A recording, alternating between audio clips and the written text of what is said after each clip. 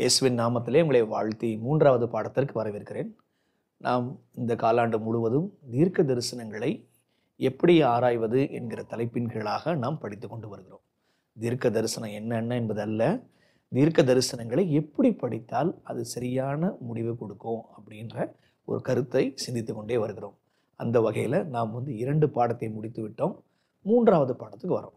போன முறை தீர்க்க தரிசனம், விசேஷமாக தானியேல், வெளிப்படுத்தல், கடைசி கால தீர்க்க தரிசனங்களை புரிந்து கொள்வதற்கு ஆதியாகமத்தின் புத்தகத்தின் வழியாக படித்தால் நன்கு புரியும் என்கிற ஒரு அடிப்படையான ஒரு விஷயத்தை புரிந்து கொண்டோம்.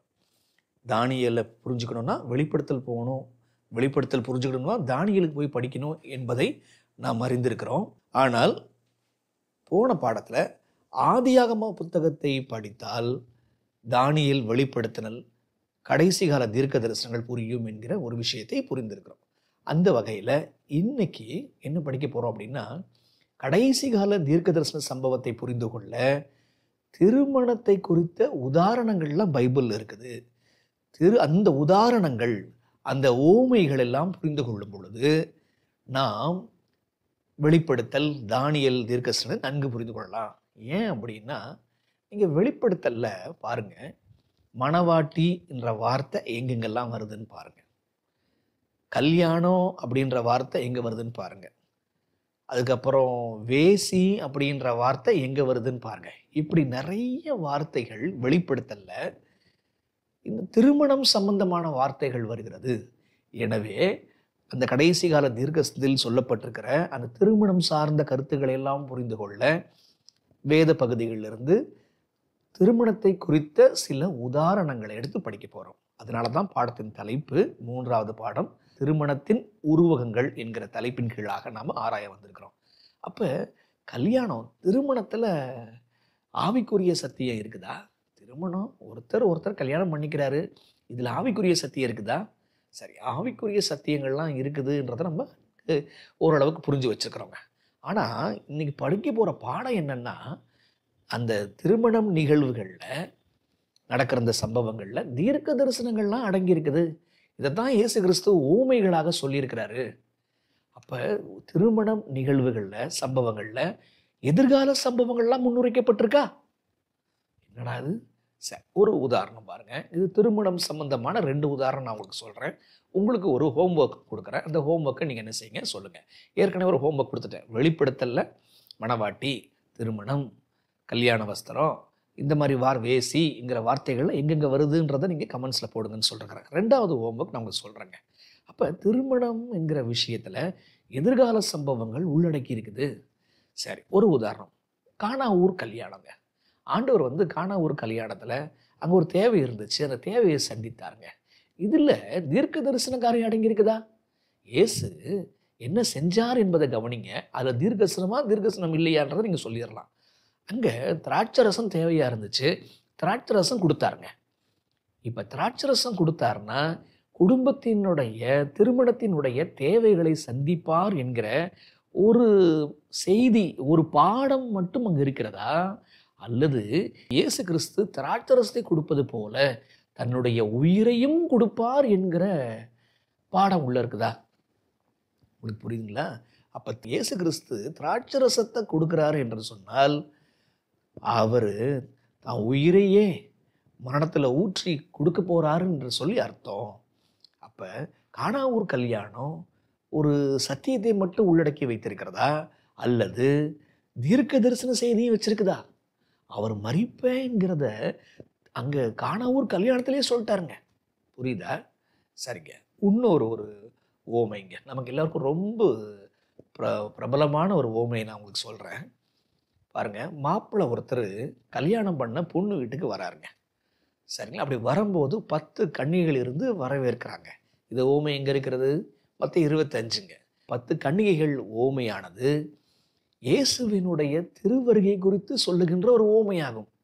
ஆனால் அந்த 2ஆம் வருகை குறித்து சொல்லப்படுறதுக்கு இயேசு கிறிஸ்து மணவாளன், மணவாட்டி, கன்னிகைகள், அங்கே விளக்கு, எண்ணெய், இப்படி திருமணம் சம்பந்தமான நிகழ்வு மூலமாக எதிர்காலத்தை சொல்றாரா? ஆமாம். ஆக யோவான் 2 அதிகாரம் கானா ஊர் கல்யாணம் உள்ள தீர்க்கதரிசனம் இருக்குது. மத்தேயு 25 அதிகாரம் 10 கன்னிகைகள் ஓமை, அதுல தீர்க்கதரிசனம் அடங்கி இருக்குது. சரிங்களா? இன்னொரு ஒரு எடுத்துக்காட்டுங்க. நீங்க தான் சொல்ல போறீங்க. அது எங்க இருக்கு நீங்க சொல்லுங்க. ராஜா தன்னுடைய மகனுக்கு திருமணம் முடிக்கணும்னு சொல்லிட்டு ஆசைப்பட்டார். எனவே எல்லாருக்கும் என்ன பண்ணாருன்னா இன்விடேஷன் அடிச்சு கொடுத்தாருங்க. இன்விடேஷன் அடிச்சு கொடுக்கும்போது வெறும் கார்டை மட்டும் கொடுக்காம கல்யாண வஸ்திரத்தையும் கொடுத்தாரு. அப்ப ஒரு கூட்டம் வரல, இன்னொரு கூட்டம் வரேன்னு சொல்லிட்டு வந்துச்சு. ஆனா கல்யாண வஸ்திரம் போட்டுட்டு வரல. இந்த ஓமை எங்க இருக்கிறது? ஏன் இதை சொல்றோம்? திருமணம் சார்ந்த விஷயம். ராஜாவுடைய மகனுக்கு கல்யாணமா, கல்யாணத்துக்கு ஒரு வஸ்திரமா. அப்ப இங்க ஒரு உண்மையை, ஒரு பேருண்மையை ஆண்டவர் ஒரு திருமண ஓமைக்குள்ளாக வைக்கிறார். அதுவும் தீர்க்க தரிசன காரியத்தை திருமண ஓமைகள் மூலமாக வைக்கிறார். உங்களுக்கு புரியுதா? உங்களுக்கு அப்ப இது எங்க இருக்குது? இது உங்களுக்கு கொடுக்கப்படுகின்ற 2வது வீட்டு பாடம். முதல் ஹோம்ஒர்க் உங்களுக்கு புரியுதா? 2வது ஹோம்ஒர்க் புரியுதா? சரி. அப்ப இதுல இருந்து நம்ம கற்றுக்கொள்ள போற விஷயம், திருமணத்தின் மூலமாக நிறைய தீர்க்கதரிசன சம்பவங்கள்லாம் அடங்கி இருக்குதுங்க. அப்ப நாம் இன்றைக்கு என்ன படிக்க போறோம்னு சொன்னா, வேதாகமத்திலிருந்து திருமணத்தை குறித்த 5 உதாரணங்களை எடுத்து பார்க்க போறோம். 5 உதாரணங்கள். அந்த 5 திருமண உதாரணத்தை எடுத்து பார்க்கும் பொழுது அதுல என்ன தீர்க்கதரிசனம் அடங்கி இருக்குது அப்படின்ற ஒரு கருத்தை நம்ம புரிஞ்சுக்க போறோங்க. ஜெபத்தோடு நம்ம படிக்கலாமா? பரிசுத்தம் உள்ள பிதாவே, ஆழமான அருமையான பாடத்தை நீர் தாம் எங்களுக்கு கொடுத்து வர்றீங்க. அது எல்லோரும் படிப்பதற்கு, புரிந்து கொள்வதற்கு கண்களை திறந்து கொடுங்க ஐயா. தகப்பனே, எடுக்கிற பிள்ளைகளுக்கும் நல்ல ஞானத்தை கொடுத்து எந்த நோக்கத்திற்காக இது எழுதப்பட்டிருக்கிறதோ அந்த நோக்கம் நிறைவேற உதவி செய்யுங்க ஐயா. இயேசுவின் வழியாய் ஜெபிக்கிறோம் பிதாவே, ஆமென். 3வது பாடம், திருமணத்தின் உருவகங்கள். இன்றைக்கு 5 திருமண காரியத்தை குறித்து படிக்க போகிறோம். 5 திருமண உதாரணத்தை குறித்து படிக்க போகிறோம். ஒவ்வொரு உதாரணமும், ஒவ்வொரு எடுத்துக்காட்டும் ஒவ்வொரு உருவகமாக இருக்க போகுதுங்க. அது எதையோ காட்டுது. அது ஒரு இமேஜ், எதையோ ஒன்று காட்டுகிறது. சரி, எதை காட்டுது? சரி, முதல் உதாரணம் என்னன்னா, முதல் திருமணம். சரிங்களா? முதல் திருமணம் எங்க நடந்துச்சு? ஏதேன் தோட்டத்துல நடந்த ஒரு விஷயம். அதை குறித்து மத்தேயு 19ஆம் அதிகாரத்துல பார்க்கிறோம். திருமணம் என்கிற வார்த்தை ஆதியாகமத்துல இல்லை. மத்தேயு 19ல எப்படி வருது என்பதை கவனிங்க. மத்தேயு 19ஆம் அதிகாரம் வசனம் 4லிருந்து 9 வரைக்குங்க. வசனம் 4, அவர்களுக்கு அவர் பிரதியுத்தரமாக, ஆதியிலே மனுஷரை உண்டாக்கினவர் அவர்களை ஆணும் பெண்ணுமாக உண்டாக்கினார் என்பதும், இதன் நிமித்தம் புருஷனானவன் தன் தகப்பனையும் தன் தாயையும் விட்டு தன் மனைவியோடு இசைந்திருப்பான், அவர்கள் இருவரும் ஒரே மாம்சமாய் இருப்பார்கள் என்று அவர் சொன்னதையும் நீங்கள் வாசிக்கவில்லையா? இது எங்க எடுத்து காட்டுறாரு? தேவன் மனுஷனையும் மனுஷையும் வெவ்வேறா உண்டாக்குனாரு. உண்டாக்கி மனுஷன் அவன் தன்னுடைய பெற்றோரை விட்டுட்டு, தகப்பனையும் தாயையும் விட்டுட்டு மனைவியுடன் இசைந்து ஒரே மாம்சமா இருப்பான். இதை வாசிக்கவில்லையா? இது எங்க இருக்குதுங்க? ஆதியாகமத்துல இருக்கிற ஒரு விஷயம். சரி, இப்படி இருக்கிறபடியால் அவர்கள் இருவராய் இராமல் ஒரே மாம்சமா இருக்கிறார்கள்.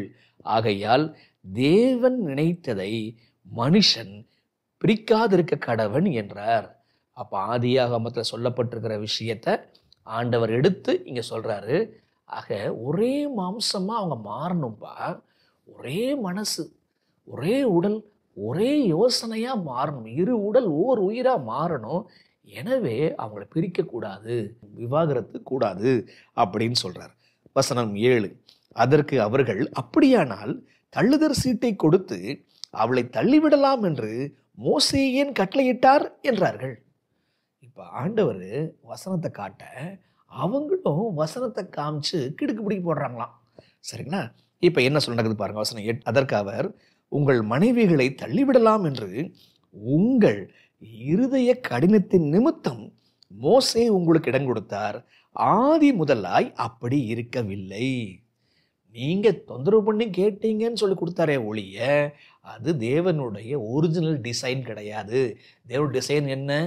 இருவரும் ஒரே மாம்சமாய், ஒரே யோசனை உள்ளவர்களாய், ஒரே உடலாய் இருக்கணும்னு சொல்லிட்டு அவங்களுடைய நோக்கம். சரிங்களா? நீங்க கேட்டீங்க, அவர் கொடுத்துட்டார். இப்ப வசனம் 9, முதல் வார்த்தை, ஆதலால் எவனாகிலும் தன் மனைவி வேசித்தனம் செய்தது நிமித்தமே அன்றி அவளை தள்ளிவிட்டு வேறு ஒருத்தையை விவாகம் பண்ணினால். இங்கே தாங்க பாயிண்ட் வருது.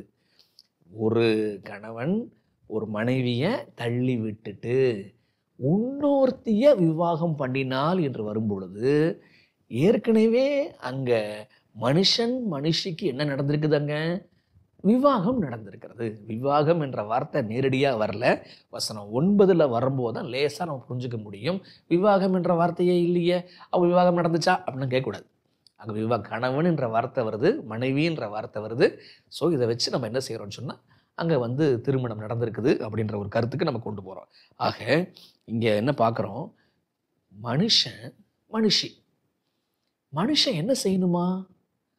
அவன் பைபிள் சொல்லுது, இது நிமித்தம் புருஷனானவன் தன் தகப்பனையும் தாயையும் விட்டு தன் மனைவியுடன் இசைந்திருப்பான்.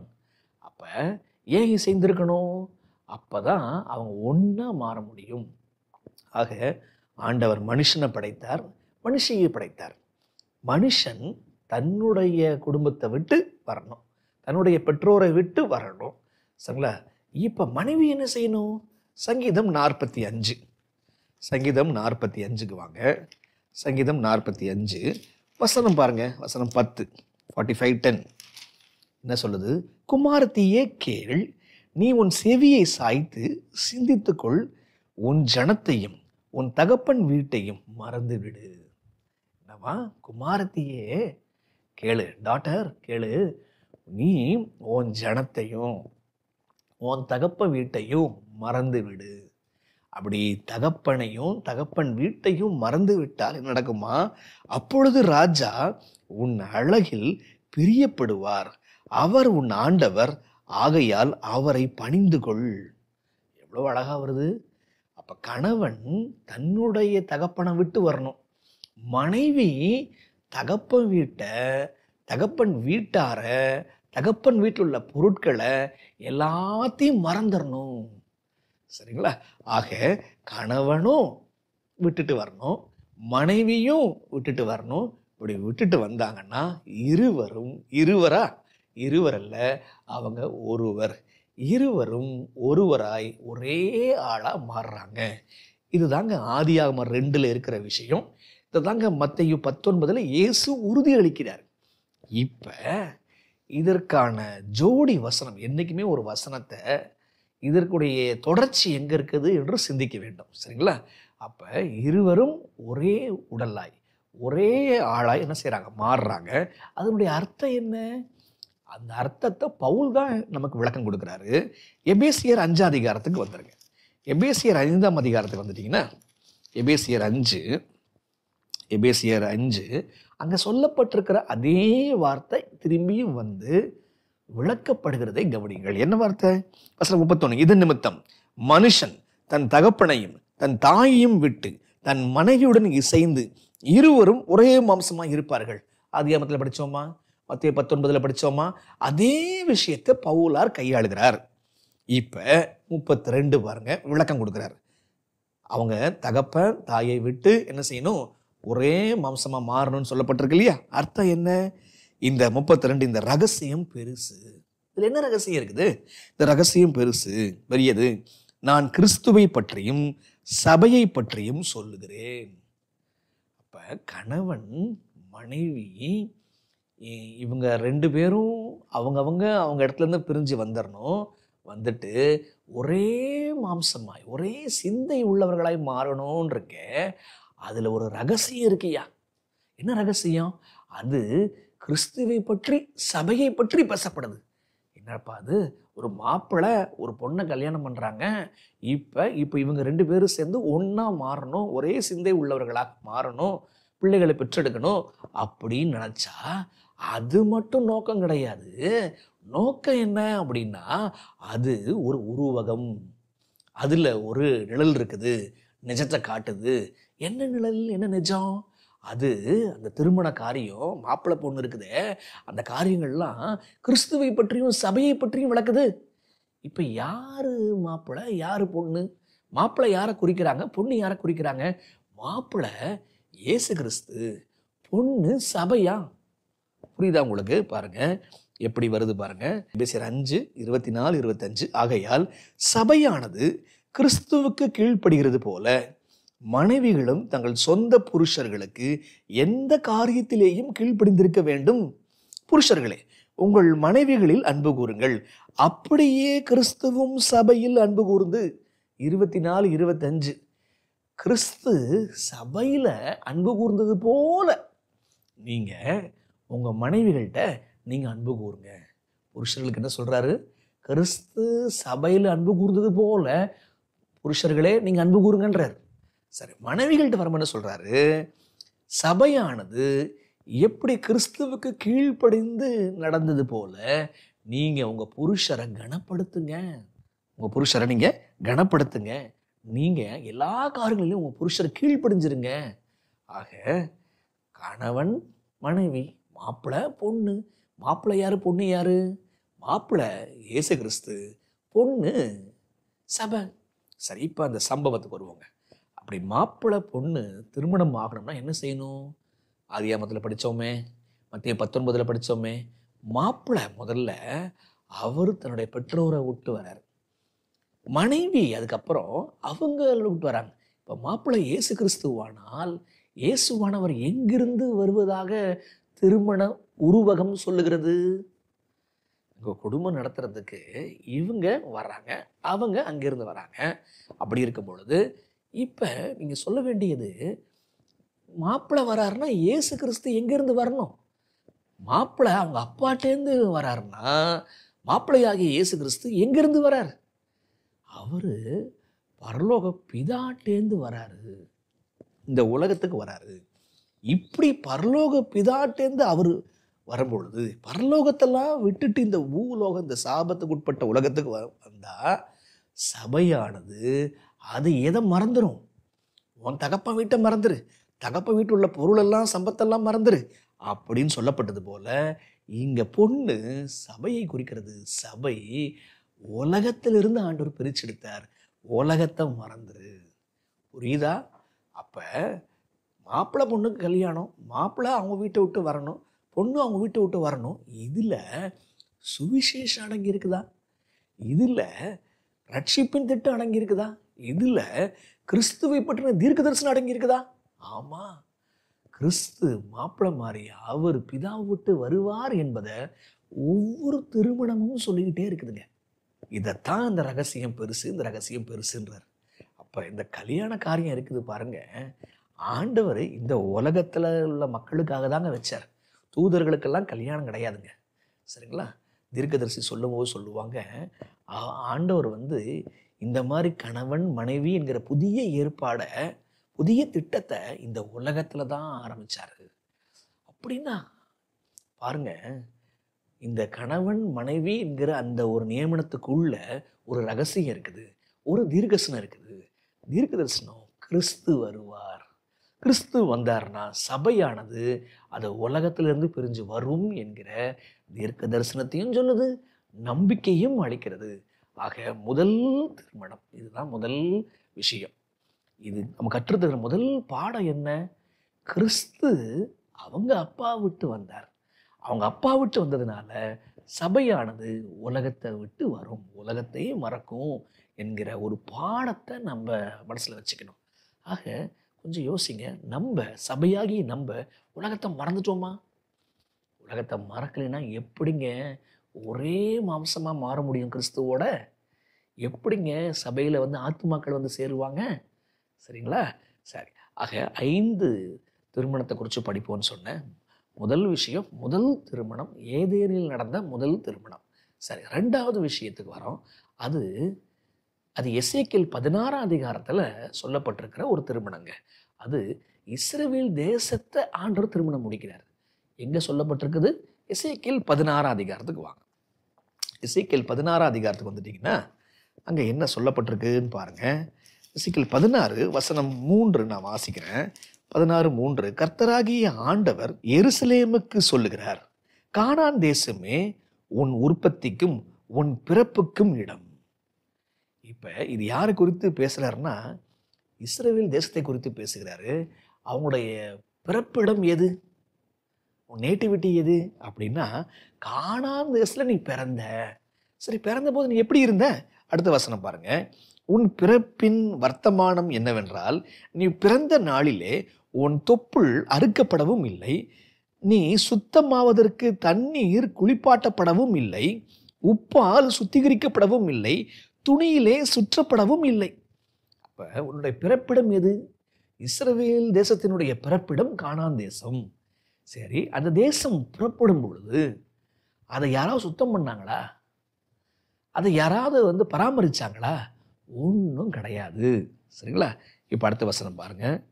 உனக்காக பரிதபித்து இவைகளில் ஒன்றையாகிலும் உனக்கு செய்ய ஒரு கண்ணும் உன் பேரில் இரக்கமாய் இருந்ததும் இல்லை. அப்ப உன் மேல ஒருத்தர் கூட கண் வைக்கல, ஒருத்தர் கூட உனக்கு இரக்கம் பாராட்டல. ஆக இஸ்ரவேல் தேசத்தினுடைய பிறப்பிடம் கானான் தேசம். பிறந்த போது யாராவது சுத்தம் பண்ணாங்களா? சுத்தம் பண்ணல. யாராவது அது மேல இரக்கம் பாராட்டினாங்களா? இரக்கம் பாராட்டல. சரிங்களா? இப்ப அப்படி இரக்கம் பாராட்டாம அப்படியே கிடக்கும் போது என்ன நடக்குதா?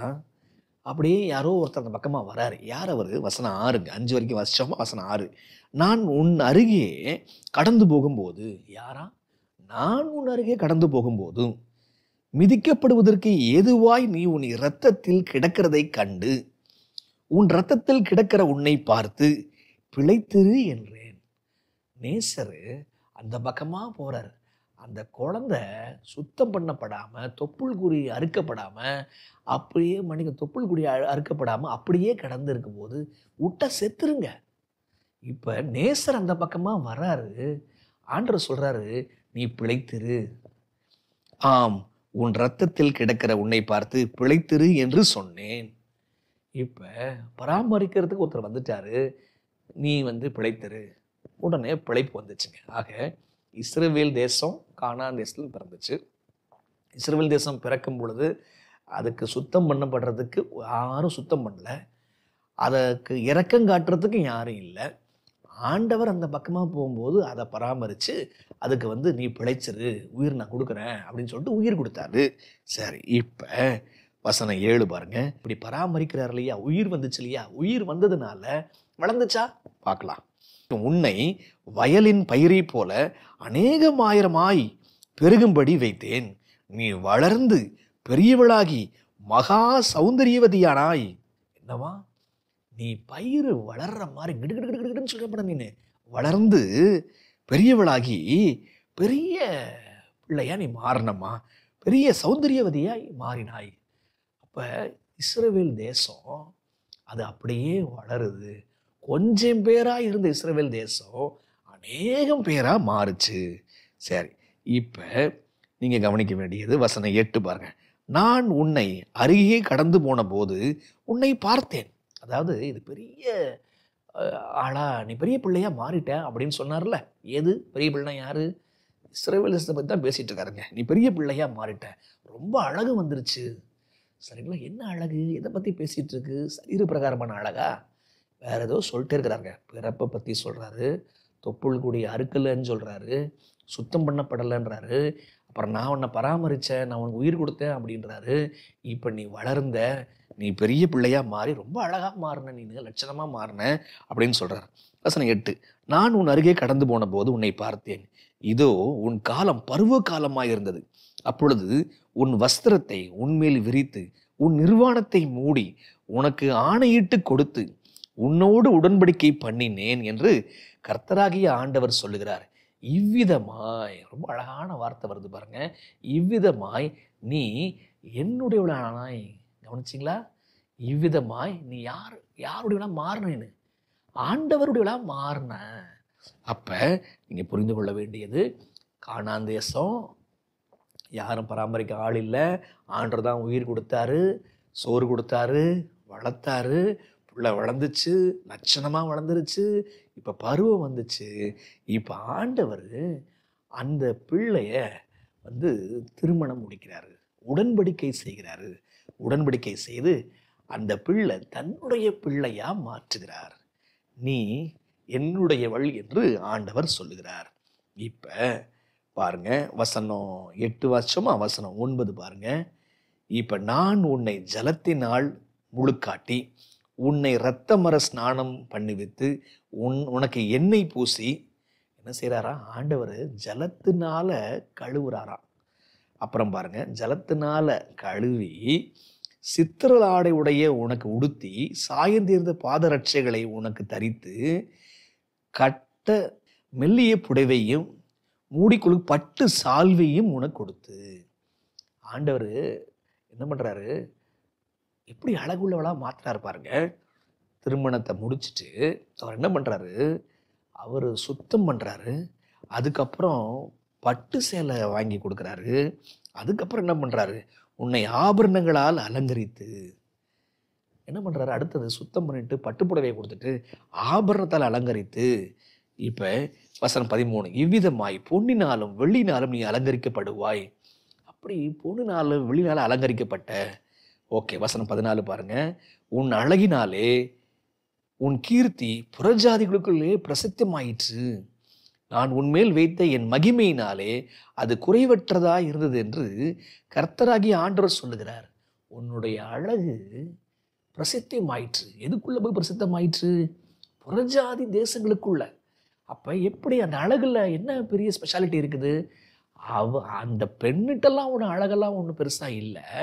ஆண்டவருடைய மகிமையினால அவ அழகு வெளியில தெரிஞ்சிச்சு. அப்ப ஆண்டவருடைய மகிமையினால தான் அவ லட்சணமா தெரிஞ்சா. இப்ப யாரை குறித்து? ஏதோ பெண்ணை குறித்து பேசுகிறாரா? இல்லை. ஒரு குழந்தை, பெண் குழந்தை பிறக்குது, அதை பார்த்துக்க ஆள் இல்லை. ஆண்டவர் பார்த்துக்கிறாரு, அந்த சாப்பாடு கொடுக்குறாரு, வளர்க்குறாரு, அந்த பெண்ணையே திருமணம் முடிக்கிறாரு, என்னுடையவளா மாத்துறாரு. அவர் சுத்தம் பண்றாரு, அவர் பட்டாடை உடுத்துறாரு, அவர் ஆபரணம் உடுத்துறாரு. இப்படி அந்த அழகு புறதேசங்களுக்குள்ள, புறஜாதி தேசங்களுக்குள்ள அது பரவிற்று. சரியா? அப்ப இங்க திருமணம் சார்ந்த விஷயம் வருதா? ஆமாம். ஆண்டவர் இஸ்ரவேல் தேசத்தை குறித்து பேசுகிறார். எப்படி பிறந்துச்சு இஸ்ரவேல் தேசம், எப்படி வளர்ந்துச்சு, எப்படி ஆண்டவர் அந்த தேசத்தை திருமணம் முடித்தார். அப்ப எப்படி திருமணம் முடித்தாரு? உடன்படிக்கை செய்தார். எங்க உடன்படிக்கை செய்தார்? சீனாய் மலையில உடன்படிக்கை செய்தாரு. ஒரு பெண்ணை போல அவர் மணவாளனா இருந்து அந்த பெண்ணை திருமணம் முடிக்கிறாருங்க. நீ வேற எங்கேயும் போயிடக்கூடாது, நீ என்னோடு கூட இருக்கணும் அப்படின்னு சொல்லிட்டு திருமணம் முடிக்கின்றார், உடன்படிக்கை செய்கின்றார். புரியுதுங்களா? அப்ப உடன்படிக்கை செய்து நீ என்னோடு இருக்குன்னு சொன்னார். ஆனா இந்த பெண் என்ன செய்யறா அப்படின்னா, வசனம் 15 பாருங்க. நீயோ வென்றால் உன் அழகை நம்பி உன் கீர்த்தியினால் சோர மார்க்கமாய் நடந்து வழிப்போக்கரில் உனக்கு நேர்பட்ட யாவரோடும் வேசித்தனம் பண்ணி. நீ உன் அழகை நம்பி ரோட்ல போறவன் வர்றவன்ட்டெல்லாம் நீ பழக்கமான, நீ சோர மார்க்கமாய் போனாய் அப்படின்னு சொல்லிட்டு ஆண்டவர் சொல்றாருங்க. இதனுடைய விளைவு என்னாச்சு? ஆண்டவர் உன்னையும் நீ யார் யாரெல்லாம் பழகியிருக்கிற அந்த நேசர்களையும் நான் தண்டிப்பேன். நான் தண்டிப்பது மட்டும் இல்லை, நான் இன்னொரு காரியமும் செய்வேன். என்ன காரியம் செய்வேன் பாருங்க, வசனம் 62 பாருங்க. உன்னோடு என் உடன்படிக்கையை பண்ணி ஏற்படுத்துவேன், அப்பொழுது நான் கர்த்தர் என்று அறிவாய். ஆண்டவர் தண்டிக்கிறாரு, இரக்கமும் காட்டுறாரு. மீண்டும் அழைப்பு கொடுத்து மீண்டும் திருமண ஒப்பந்தத்தை புதுப்பிச்சுக்கலாமா? உடன்படிக்கை செய்வேன். அப்ப எசேக்கியேல் 16ஆம் அதிகாரம் இஸ்ரவேல் தேசமானது எப்படி பிறந்துச்சு, எப்படி வளர்ந்துச்சு, அதனுடைய அழகு எப்படி புறஜாதி தேசங்களுக்குள்ள போச்சு. புறஜாதி தேசங்களுக்குள்ள அழகு போச்சா? மோசே கானானை நோக்கி போயிட்டு இருக்கும் பொழுது எத்தனை புறஜாதி தேசங்களுக்குள்ள சத்தியம் போச்சு. ராகாப் என்கிற வேசிக்கு சத்தியம் போச்சா? ராகாப் என்கிற வேசி வழியா அந்த ராஜ்யத்துக்கெல்லாம் சத்தியம் போச்சா? சரி, ஆபிரகாம் மூலமா சத்தியம் போச்சா? போச்சே. யோசேப்பு வழியாக எகிப்துக்கு போச்சா? போச்சே. சரிங்களா? அதை தொடர்ந்து எலியா வழியா சத்தியம் போச்சா? போச்சே. அதற்கப்புறம் எலிசா வழியா சத்தியம் போச்சா? எப்படி புறஜாதி மக்களுக்குள்ள போய் சத்தியம் போச்சா? அதுவும் போச்சே. இப்படி தாவீது, சாலமோன், இப்படி ராஜாக்கள் வழியாகவும் தீர்க்கதரிசிகள் வழியாகவும் பெரிய பெரிய முற்பிதாக்கள் வழியாகவும் அழகு, தேவனுடைய மகிமையானது புறஜாதிகளுக்குள்ளே போயிற்று. ஆனா காலம் மாறுச்சு, அவங்க அந்த அழகை நம்பினாங்க. என்னாச்சு? ஆண்டவரை நம்பி வாழும்போது வருகின்ற குணம், அந்த அன்பு நம்பிக்கையெல்லாம் போனபடினால வெறும் கிரியைகளாக மாறுச்சு. ஏதோ பலி கொடுக்கணும், ஏதோ காணிக்கை கொடுக்கணும், ஏதோ சபைக்கு போகணும், இப்படி கிரியைகளாக மாறினாங்க, விழுந்தாங்க. அவங்க புறஜாதி தேசங்களை போல மாறணும்னு ஆசைப்பட்டாங்க, அவங்க தண்டிக்கப்பட்டாங்க. அப்ப இரண்டாவது காரியம், ஒரு திருமணத்தை குறித்து எசேக்கியேல் 16 அதிகாரம் சொல்லுதுங்க. இங்கே திருமணத்தை ஆண்டவர் செஞ்சு வைக்கிறாரு. மன்னிக்கும், திருமணம் இஸ்ரவேல் தேசத்தோடு செய்யப்படுகின்ற ஒரு திருமணம் ஆகும். இப்ப நம்ம இதுல புரிந்து கொள்ள வேண்டியது என்னன்னா, ஒரு கணவன் ஒரு மனைவியோட எப்படி உடன்படிக்கை செய்கிறாரோ, ஒப்பந்தத்தை பண்றாரோ, அதுபோல தேவன் இஸ்ரவேல் சபையிட்ட, இஸ்ரவேல் தேசத்திட்ட அவர் உடன்படிக்கை செய்திருக்கிறார். உடன்படிக்கை செய்த இடம்தான் சீனாய் மலை. அப்ப கணவனும் மனைவியுமா இருக்கணும் நம்ம அப்படின்னு சொல்லிட்டு அங்க சொல்றாருங்க. அப்ப முதல் திருமண காரியம் ஏதேன் தோட்டம், ஆதாமுக்கும் ஏவாளும். அது கற்றுத்தருகின்ற பாடம், கிறிஸ்து பிதாவை விட்டு வருவார், அப்ப சபை உலகத்தை விட்டு வரும் என்கிற பாடத்தை புரிஞ்சுக்கிட்டோங்க. ரெண்டாவது, இஸ்ரவேல் தேசத்தை ஆண்டவர் தனக்கென்று எடுத்து பண்றாருங்க. தன் மனைவியா மாத்துறாருங்க, அவளோடு உடன்படிக்கை செய்கிறாருங்க. ஆனா அவ என்ன பண்ணா? திருமண காரியத்துக்கு உண்மையா இருந்தாளா? இல்லை. ஆனா அவளோட திரும்பவும் உடன்படிக்கை பண்ணுவேன் அப்படின்னு சொல்றாருங்க. அவ வருந்தாளா என்பதாங்க கேள்விக்குறி. அப்ப இருந்து கத்துக்கிற பாடம், கணவன் மனைவி எப்படி திருமணத்தின் மூலமாக ஒப்பந்தம் செய்கிறாங்களோ, அதுபோல இஸ்ரவேல் தேசத்தோடு ஆண்டவர் உடன்படிக்கை செய்தார். அப்ப அந்த உடன்படிக்கையில உண்மையா இருந்தாளாவ? உண்மையா இல்லை. நம்ம இருக்கிறோமா? யோசிக்கணும். சரி, 5 திருமண காரியத்தை படிப்போம்னு சொன்னாங்க. 2 முடிச்சாச்சு. 3வது போலாமா? 3வது திருமண காரியம் ஓசியாவின் திருமணம். வாங்க, எசேக்கியேலை கடந்து, தானியேலை கடந்து அப்படியே ஓசியாவுக்கு வந்துடலாங்க. ஓசியா ஆண்டவர் ஒரு காரியம் சொல்றாரு பாருங்க. ஓசியா 1:2 பாருங்களேன். இங்க ஆண்டவர் என்ன சொல்றாரு? ஓசியாட்ட கர்த்தர் ஓசியாவை கொண்டு உரைக்க தொடங்கின போது, கர்த்தர் ஓசியாவை நோக்கி, நீ போய் ஒரு சோர ஸ்திரீயையும் சோர பிள்ளைகளையும் உன்னிடமாய் சேர்த்துக்கொள். என்னவா? ஒரு சோரம் போன ஒரு ஸ்திரீயை சேர்த்துக்கொள். தொழிலாவே குடும்பமா செஞ்சுட்டு இருக்கிறாங்க பாருங்க. அங்கிருந்து ஒரு பெண்ணை எடுத்துட்டு வா. என்ன கொடுமை இது! ஒரு மாப்பிள்ளை எப்படிப்பட்ட கனவெல்லாம் வச்சிருப்பான். இப்ப அந்த கனவெல்லாம் போட்டு ஆண்டவர் உடைச்சு, நீ போய் சோர மார்க்கமா போன ஒரு ஸ்திரீயை போய் திருமணம் முடின்றாரு. ஏன் ஆண்டவர் இப்படி சொல்றீங்கன்னா, அங்கேயே சொல்றாரு, சேர்த்துக்கொள், தேசம் கர்த்தரை விட்டு விலகி சோரம் போயிற்று என்றார். நீ போய் சோரமான ஒரு ஸ்திரீயை பிடிச்சு கொண்டு வாப்பா, நீ திருமணம் முடிக்கணும்பா அப்படின்றாரு. ஏன்? கர்த்தர் ஆகி என்னை விட்டு என்னுடைய ஜனம் விலகி போயிட்டாங்க. என்ன சொல்ல வராரு? இன்னொரு வசனம் கூட பாருங்க. ஓசியா 3ஆம் அதிகாரத்துக்கு வந்துருங்க. ஓசியா 3:1. இன்னும் கர்த்தரை நோக்கி, அந்நிய தேவர்களை மதித்து திராட்சரசம் உள்ள பாத்திரங்களை விரும்புகிறான இஸ்ரவேல் புத்திரன் மேல் கர்த்தர் வைத்திருக்கிற அன்புக்கு ஒப்பாக. என்னவா? மக்கள் விக்கிரகத்தை வழிபட்டு போயிட்டு இருக்கிறாங்க, அவரை விட்டு போயிட்டாங்க. அவங்க மேல கர்த்தர் ஒரு அன்பு வச்சிருக்கிறாரு. அந்த அன்புக்கு ஒப்பாக, அந்த வார்த்தையை அழுத்தணுங்க, அன்புக்கு ஒப்பாக நீ இன்னமும் போய் தன் நேசரால் நேசிக்கப்பட்டவளும் விபசாரியுமான ஒரு ஸ்திரீயை நேசித்துக்கொள் என்று சொன்னார். ஏன்? திரும்ப விஷயம் பார்த்தீங்களா? நீ போய் ஒரு ஸ்திரீயை திருமணம் முடி. ஏன் திருமணம் முடி? எப்படின்னா, என்னை விட்டு ஜனம் போயிருச்சு, ஆனா இருந்தாலும் நான் அவங்கள நேசிக்கிறேன். இப்ப நீ போய் ஒரு சோரம் போன ஒரு ஸ்திரீய, பல நேசர்களை உடைய ஒரு ஸ்திரீய கொண்டு வா, அவள் மீது உன் அன்பை காட்டு, அவளோட திருமணம் பண்ணு அப்படின்றார். எதற்காக அப்படின்னா, அந்த திருமணம் என்கிற ஒரு காரியம், ஓசியாவினுடைய திருமணம் ஒரு உருவகம், ஓசியாவினுடைய திருமணம் ஒரு அடையாளம், ஓசியாவினுடைய திருமணம் ஒரு நிழல், ஒரு நிஜத்தை காட்டுது. இப்படி நான் எப்படி அன்பை காட்டுறேன்னு பாரு. புரியுதுங்களா? ஓசியா அந்த மனைவிட்ட காட்டும்போது மக்கள் புரிஞ்சுக்கணும், ஓ, ஓசியா போலதான் ஆண்டவர் இருக்கிறார்ப்பா, அந்த அவங்க ஒய்ஃபை போலத்தான் நம்மெல்லாம் இருக்கிறோம்ப்பா அப்படின்றத ஒரு நடைமுறை பாடத்துக்காக ஆண்டவர் செய்கிறாங்க. மீண்டும் புரியுதா? தலைப்பு புரியுதா உங்களுக்கு? ஏன் நமக்கு திருமண உருவகம் என்று கொடுக்கப்பட்டிருக்குது? ஓசியாவினுடைய திருமணம் ஒரு உருவகம், கானாவூர் கல்யாணம் ஒரு உருவகம், எசேக்கியேல் 16 ஒரு உருவகம், முதல் ஏதேன் தோட்டத்தில் நடப்பட்ட திருமணம் ஒரு உருவகம். அப்ப மக்கள் தன்னை விட்டு போயிட்டாங்க. அந்த தன்னை விட்டு போன மக்களை ஆண்டவர் எப்படி நேசிக்கிறார்? சரி, போய் நேசித்துக்கொள் மட்டும் சொல்லுங்க.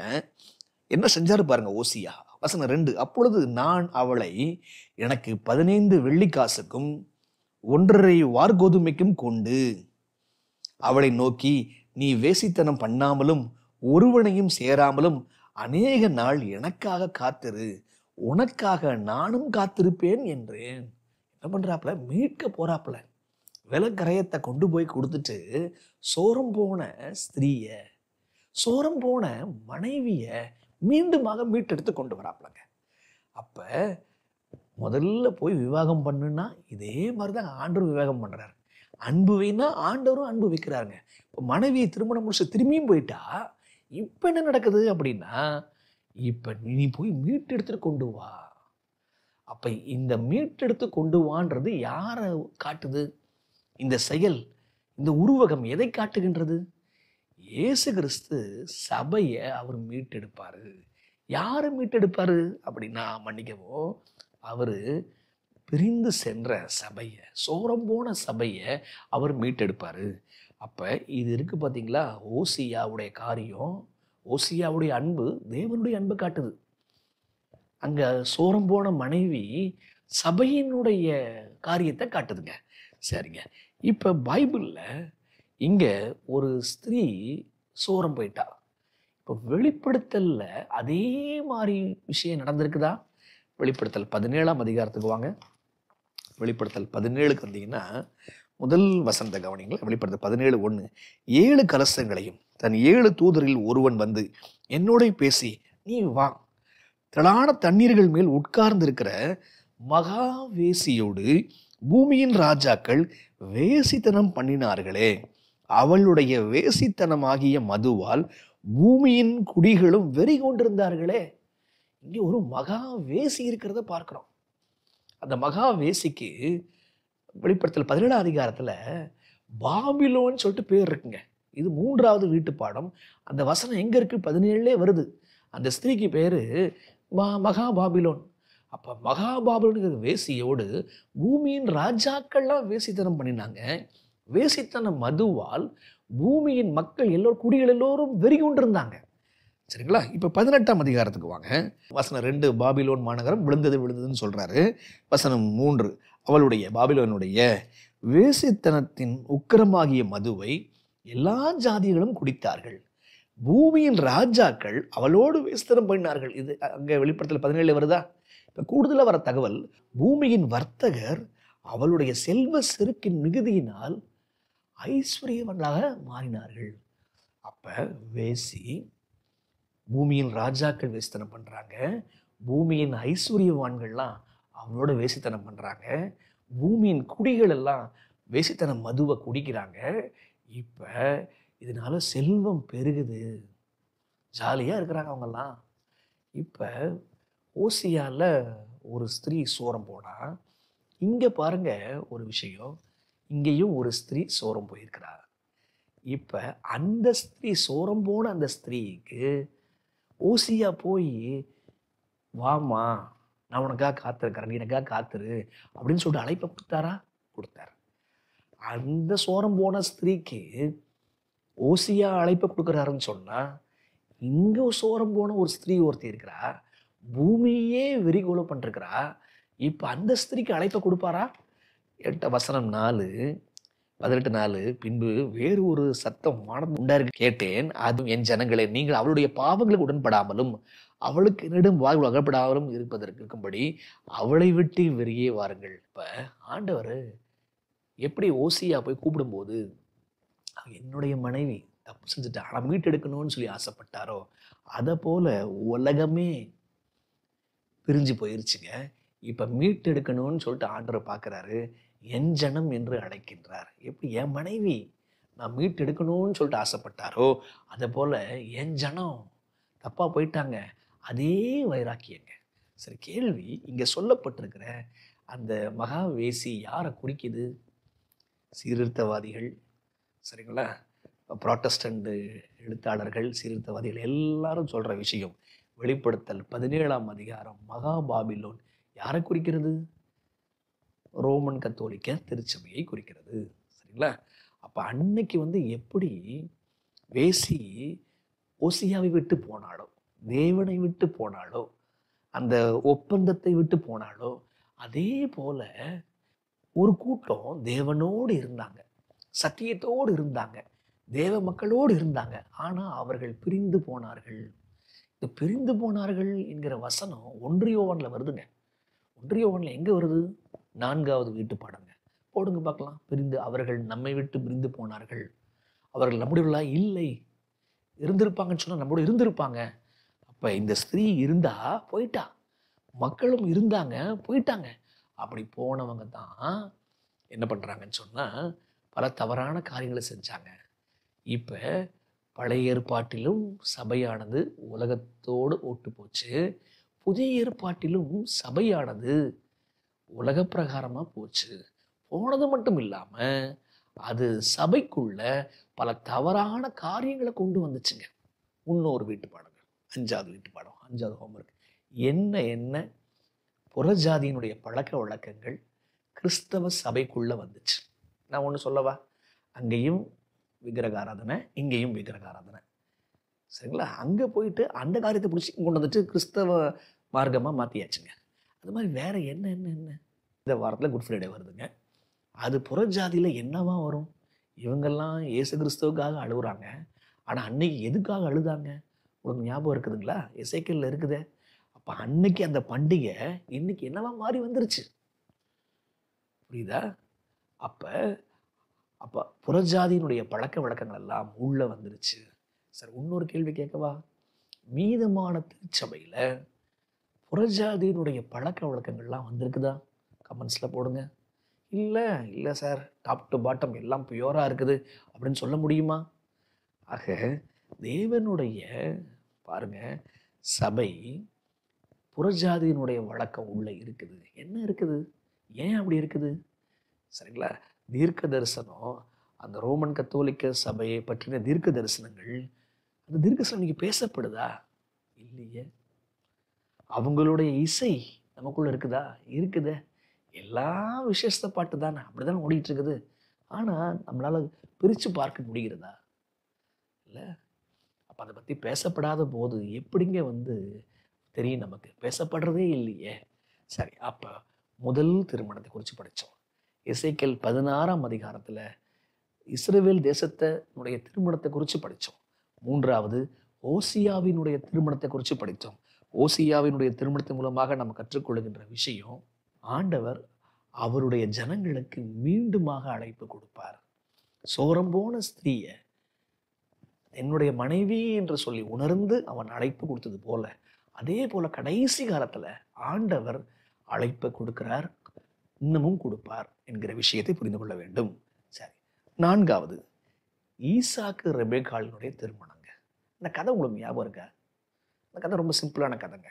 ஆபிரகாம் தன்னுடைய வேலைக்காரன்ட்ட போய், இந்த இடத்துல பொண்ணு எடுக்காதப்பா, கானானிய ஸ்திரீகள்டேருந்து பொண்ணு எடுக்காதப்பா, நீ போய் என்னுடைய சொந்தத்தில் போய் எடுத்து கொண்டு வாப்பா அப்படின்னு சொல்லிட்டு அனுப்புகிறார். யார் அனுப்புகிறாரு?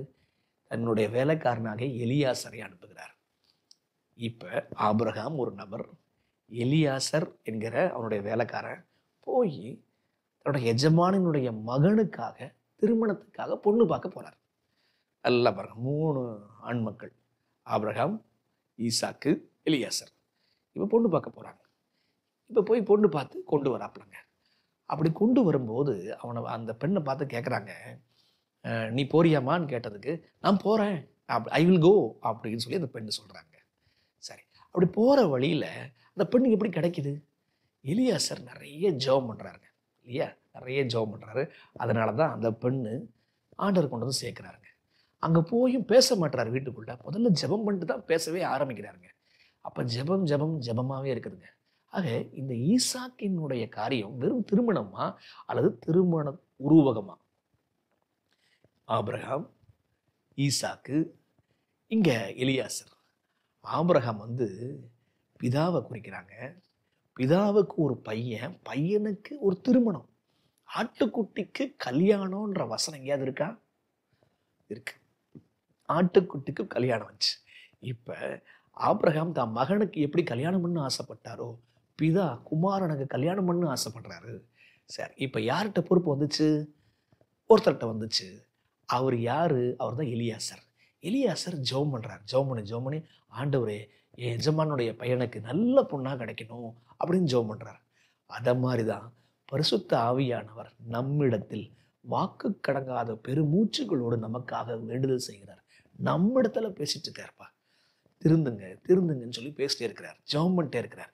அப்ப புரிந்து கொள்ள வேண்டியது, ஆபிரகாம் யாரு? பிதா. ஈசாக்கு யாரு? குமாரன் இயேசு கிறிஸ்து. எலியாசர் யாரு? ஜெபம் பண்றவர், பரிசுத்த ஆவியானவர். இப்போ பெண்ணிட்ட வருவோம். பெண்ணிட்ட நீ அந்த வீட்டுக்கு போறியாமா, இந்த வீட்டை விட்டு அந்த வீட்டுக்கு போறியாமான்னு கேட்டா அந்த அம்மா நான் புறப்பட்டு போறேன் அப்படின்றாங்க. இப்ப இதே வசனம் மார்க் 16 வசனம் 15 பாருங்க. புறப்படுங்கள். எங்க புறப்படுங்கள்ன்ற வார்த்தை வருது தெரியுமா உங்களுக்கு? மார்க் 16 வசனம் 15 பாருங்க. பின்பு அவர் அவர்களை நோக்கி, நீங்கள் உலகமெங்கும் போய் சர்வ சிருஷ்டிக்கும் சுவிசேஷத்தை பிரசங்கியுங்கள். அப்ப புறப்பட்டு வா, உன் தாய் வீட்டை விட்டுட்டு புறப்பட்டு வா, உனக்கு எஜமானுடைய பையன் காத்திருக்கிறாங்க அப்படின்னு சொல்லிட்டு சபையை ஆண்டவர் கூப்பிடுறாருங்க. ஏதோ ஐசக்கு கல்யாணம் இல்லைங்க, ரெபேக்கா கல்யாணம் கிடையாதுங்க. எப்படி பிதா குமாரன் பரிசுத்தாவி மூவரும் இணைந்து நம்மளை மீட்டெடுக்கிறாங்கன்ற விஷயங்க. அப்படி வரும்பொழுது நாம் சொல்ல வேண்டிய விஷயம், நாங்க புறப்பட்டு போறோம், எங்களுடைய வீட்டுக்கு புறப்பட்டு போறோம். சரிங்களா? அந்த புறப்பட்டு எங்க போகணுமா? வீட்டுக்கு மட்டும் இல்லைங்க, ஊழியம் செய்ய புறப்பட்டு போகணும். ரெபேக்காள் சொன்ன அந்த ரிப்ளை நம்ம கொடுக்குற ரிப்ளையா இருக்குமா? நாமும் புறப்பட்டு போவோமா? இல்லை, வீட்டுக்குள்ளேயே உட்காந்துக்கிட்டே இருக்கிறோமா? சத்தியம் கேட்டுகிட்டே இருக்கிறோமா? புறப்பட்டு போகாமல் இருக்கிறோமா? ஆக இங்கே புரிந்து கொள்ள வேண்டிய விஷயம், ரெபேக்காள் எப்படி பதில் கொடுத்தாலோ அதே போல நாங்களும் உலகத்தை மறந்து சர்வ சிருஷ்டிக்கும் சத்தியத்தை, சகல ஜாதிகளுக்கும், சகல கோத்திரத்தாருக்கும், சகல பாஷைக்காரருக்கும் சத்தியத்தை அறிவிக்கிறதுக்கு புறப்பட்டு போகணும். ஆக முதல் திருமணம் ஆதாமுக்கும் ஏவாளுக்கும், இரண்டாவது திருமணம் இஸ்ரவேல் தேசத்தோடு பண்ணப்பட்ட திருமணம், மூன்றாவது திருமணம் ஓசியா தீர்க்கதரிசியின் திருமணம், நாலாவது திருமணம் ஈசாக்கு ரெபேக்காளின் திருமணம், அஞ்சாவது திருமணம். பார்த்து முடிச்சிடலாமா? அதுதான் வெளிப்படுத்தல்ல உள்ள திருமணம். அதுதான் அல்டிமேட்டான திருமணம். இது எல்லாமே உருவகங்க. எதெல்லாம்? ஆதாம் ஏவாளு, எல்லாம் ஈசாக்கு ரெபேக்காளு, இதெல்லாம் உருவகம். காணா ஒரு கல்யாணம், ஆனா நிஜமான ஒரு கல்யாணம் வருது. அந்த கல்யாணம் என்ன? வெளிப்படுத்தல் 19க்கு வாங்க. 19 வசனம் 7. நாம் சந்தோஷப்பட்டு களி கூர்ந்து அவருக்கு துதி செலுத்த கடவோம். ஆட்டுக்குட்டியானவருடைய கல்யாணம் வந்தது, அவருடைய மனைவி தன்னை ஆயத்தம் பண்ணினாள். வெளிப்படுத்தல் இருக்கு பாருங்க, அது ஆதியாகமத்தினுடைய அப்படியே ஒரு சிராக்ஸுங்க. ஆதியாகமத்தில் என்னென்ன பிரச்சனைலாம் வந்துச்சுன்னு சொல்லப்படுது, அந்த பிரச்சனைகள் தீர்வெல்லாம் இங்கே சொல்லப்படுதுங்க. அந்த வகையில் ஆதாமுக்கும் ஏவாளுக்கும் கல்யாணம்னு சொல்லப்படுது. அதனுடைய அர்த்தம் என்ன? வெளிப்படுத்தல வருது. ஆட்டுக்குட்டிக்கும் அவர் மணவாட்டிக்கும் கல்யாணம், ஆட்டுக்குட்டியானவருக்கும் மணவாட்டி கல்யாணம். இப்ப மணவாட்டி தன்னை ஆயத்தம் பண்ணினாள். எப்படி ஆயத்தம் பண்ணா? வசனம் 8. சுத்தமும் பிரகாசமுமான மெல்லிய வஸ்திரம் தரித்து கொள்ளும்படி அவளுக்கு அளிக்கப்பட்டது. அந்த மெல்லிய வஸ்திரம் பரிசுத்தவான்களுடைய நீதிகளே. அப்ப மெல்லிய வஸ்திரம், கல்யாண வஸ்திரம் கொடுக்கப்பட்டுச்சு. இந்த கல்யாண வஸ்திரம் கொடுக்கப்பட்டுச்சு வெளிப்படுத்தல் 19 சொல்லுது. இதே மாதிரி வேற எங்கேயா சொல்லப்பட்டிருக்கா? ராஜா மகனுக்கு கல்யாணம், ராஜா காடோட எதை வச்சு கொடுத்தாரு? கல்யாண வஸ்திரத்தையும் கொடுத்தாரு. இப்ப அதுதாங்க, ஆட்டுக்குட்டி கல்யாணம் வந்துச்சு, பொண்ணு ட்ரெஸ்ஸை மாட்டிக்கிட்டா. என்ன ட்ரெஸ்ஸு? பரிசுத்தவான்களுடைய நீதிகளே. அது என்னப்பா நீதி அப்படின்னா, கிறிஸ்துவினுடைய குணத்தை அவ அலங்கரிச்சுக்கிட்டா. அப்ப உலகத்துல கல்யாணம் அப்படின்ற விஷயத்த டிசைன் பண்ண டிசைனர் யாரு? கடவுள் தான், காட் தான். எதுக்காக? வெளிப்படுத்தல் 19ஆம் அதிகாரம் நிறைவேறுவதற்காக. என்னது அப்படின்னா, பரலோகம் பூலோகத்தை கல்யாணம் பண்ணணும். இயேசு கிறிஸ்து சபையை கல்யாணம் பண்ணணும். இயேசு கிறிஸ்து இந்த உலகத்தை கல்யாணம் பண்ணணும். வெவ்வேறு பரிமாணங்கள்ங்க. சரிங்களா? உலகத்தை, சபையை கல்யாணம் பண்ணுங்க. அப்போ யார் ட்ரெஸ்ஸை போட வேண்டியது இருக்குது? ட்ரெஸ்ஸை சபை தான் போடணும். வசனம் 9 பாருங்க. பின்னும் அவன் என்னை நோக்கி, ஆட்டுக்குட்டியாரின் கல்யாண விருந்துக்கு அழைக்கப்பட்டவர்கள் பாக்கியவான்கள் என்று எழுது. என்னவா? ஆட்டுக்குட்டியின் கல்யாண விருந்துக்கு அழைக்கப்பட்டவங்க பாக்கியவான்கள். சரிங்களா? அப்ப இங்க கடைசியான ஒரு திருமணம் ஒன்று நடைபெற வேண்டும். நிறைவான உச்சமான ஒரு திருமணம் ஒன்று நடைபெற வேண்டும். அது ஆட்டுக்குட்டியினுடைய கல்யாணம். இதுதான் வெளிப்படுத்தல் 21 பார்க்குறோங்க. 2 பாருங்க. யோவானாகிய நான் புதிய எருசலேமாகிய பரிசுத்த நகரத்தை தேவனிடத்தில் நின்று பரலோகத்தை விட்டு இறங்கி வர கண்டேன். அது எது? புது எருசலேம். இங்க கூடுதலா ஒரு விளக்கத்துக்கு போறாரு பாருங்க. அது தன் புருஷனுக்காக அலங்கரிக்கப்பட்ட மணவாட்டியை போல ஆயத்தமாக்கப்பட்டிருந்துச்சு. மணவாட்டி சபையும் குறிக்குது. மணவாட்டி வெளிப்படுத்தல் 21 புது எருசலேம் தலைநகரத்தை குறிக்குதுங்க. அப்ப அது எப்படி அலங்கரிக்கப்பட்டிருக்கான்? பொண்ணு அலங்கரிக்கப்பட்டது போல அலங்கரிக்கப்பட்டிருக்குதான். சரிங்களா? அப்ப ஆண்டவர் சபையை கல்யாணம் பண்றாரு. இன்னொரு கோணத்துல பார்த்தீங்கன்னா, ஆண்டவர் இந்த உலகத்தையே அவர் மீட்டெடுக்கிறாருங்க. அதனுடைய ஹெட் குவார்ட்டர்ஸ் தான் புது எருசலேம்ங்க. அப்ப இந்த கல்யாண விருந்துக்கு நாமெல்லாம் கன்னிகைகளை போல போறோம். சரியா? அப்ப 5 விஷயம் படிச்சிருக்கிறாங்க. ஆதாம் ஏவாளின் கல்யாணம், இஸ்ரவேல் தேசத்தின் கல்யாணம், ஓசியாவின் கல்யாணம், ஈசாக்கு ரெபேக்காளின் கல்யாணம், அதற்கப்புறம் இயேசு கிறிஸ்துவினுடைய கல்யாணம். ஒவ்வொன்றிலும் ஒரு பாடம், என்ன நடக்க போகுதுன்ற பாடத்தை சொல்றாருங்க. இயேசு கிறிஸ்துங்கிற மணவாளன் திருமணத்தின் மூலமாக சொல்லுகிற விஷயம், நான் எங்க அப்பாவை விட்டு பிரிஞ்சு வருவேன் உங்களுக்காக. அதுக்கப்புறம் அவர் சொல்றது, நான் உங்களோட உடன்படிக்கை செய்வேன், சபையோடு உடன்படிக்கை செய்வேன். நான் உங்களை ரத்தம் சிந்தி உங்களை சுத்திகரிப்பேன். நான் உங்களுக்கு மீதமான சபையோடு ஒரு உடன்படிக்கை பண்ணுவேன். நித்திய உடன்படிக்கை பண்ணி நித்திய சுவிசேஷம் சொல்லுவதற்கு நான் உங்களோட கையை பிடிப்பேன் அப்படின்னு ஆண்டவர் சொல்றாருங்க. இப்படி அவரை விட்டு போன மக்கள் எல்லோரையும் ஒன்று சேர்ப்பேன். இப்ப திருமண காரியங்கள் எவ்வளவு எதிர்கால விஷயத்தை சொல்லுது. இயேசு வருவார், இயேசு மரிப்பார், இயேசு என்னை சுத்தம் பண்ணுவார், இயேசு என்னோட உடன்படிக்கை செய்வார், உடன்படிக்கை செய்து யார் யாரெல்லாம் தவறி போனாங்களோ தவறி போன சபையெல்லாம் மீட்டெடுத்து கொண்டு வருவார், எல்லாம் சொல்லுது பாருங்க. ஆனா நம்ம ஒத்துழைப்போமா? அப்ப வெளிப்படுத்தல் தானியேல் எல்லாம் புரிந்து கொள்வதற்கு திருமண காரியங்களை, உருவகங்களை, அதுல உள்ள தீர்க்கதரிசனம் அடங்கி இருக்குதுன்னு உங்களுக்கு புரியுதா? இப்ப அந்த கல்யாண விருந்துக்கு நீங்க அழைக்கப்பட்டிருக்கிறீங்க. இன்விடேஷன் வந்துருச்சா? இன்விடேஷன் கூட இலவசமான நீதி கொடுக்கப்படுகிறது. அந்த நீதியை வாங்கிட்டீங்களா? நீதியை வாங்கி போட்டுட்டீங்களா? யோசிங்க. ஜெபம் பண்ணலாமா? அன்புள்ள தகப்பனே, எதிர்கால சம்பவத்தை எல்லாம் புரிந்து கொள்ள வேண்டுமானால், ஆண்டவரே, எத்தனை எத்தனை திருமண காரியத்தை வேதாமத்தில் வைத்திருக்கிறீர். அந்த புரிதலுக்காக நன்றிப்பா. தேவரீர், நீர் என்ன செய்ய விரும்புகிறீர்? பரலோகத்தையும் பூலோகத்தையும் இணைக்க விரும்புகிறீர். மணவாளனையும் மணவாட்டியாகிய சபையும் இணைக்க விரும்புகிறீர். இதுவே திருமணம், இதுவே மெய் விவாகம் என்று சொல்லிக்கிறீரே தாப்புனே. அந்த மெய் விவாகத்திற்கு எங்களுக்கும் அழைப்பு கொடுத்திருக்கிறீரே, எங்களுக்கும் நீதியை கொடுத்திருக்கிறீரே. அதை மாத்திரம் நாங்கள் மட்டும் படிச்சுட்டு போகாதபடி நாங்கள் கிறிஸ்துவின் பலத்தினாலே அதை அணிய உதவி செய்யுங்க. இயேசுவின் வழியாய் ஜெபிக்கிறோம் பிதாவே. ஆமென்.